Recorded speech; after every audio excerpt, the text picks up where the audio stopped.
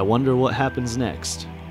T.R. Thompson, May 15th, 1929 to April 18th, 1979. My obsession with epitaphs began in junior high. I was reading the history book during class, which, wasn't what I was supposed to be doing. I wasn't even in the right chapter, and I saw a random sidebar. A translation of an old Roman epitaph. What I am, you soon shall be. I started writing my own epitaphs, in notebooks, on homework, on my hand a few times. Yeah, it came off a bit creepy.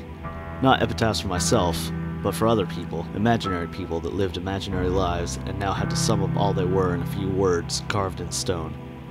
I never thought of epitaphs as any kind of art, though, until I picked up a copy of Edgar Lee Masters' book Spoon River Anthology.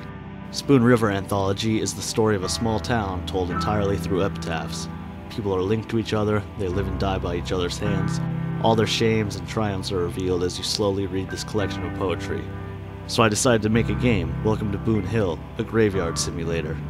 Boon Hill would have no real goal. There might be an NPC or two to talk to, a few events here and there, but there's no danger. Nothing would be trying to hurt you.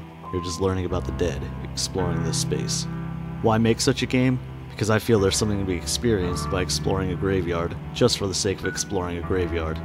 If I'm not the only one and there's actually some interest, I want to make this odd, morbid little game. For just a few $1,000s, I could put together some really solid sound design, graphics, gameplay and such, make Boon Hill a real place, at least in the minds of everyone that would play it. The real question is, does anyone want to play a game like this? The point isn't to make a game that I want to play. I can play that game in my head just fine, or drive to a real graveyard. The point is to make a game that other people want to play and be a part of. So for $5 you get an eventual copy of Boon Hill. $25 you can decide the name on one of the gravestones. And for $50 you can decide the name and epitaph. For $100 you can design a custom headstone.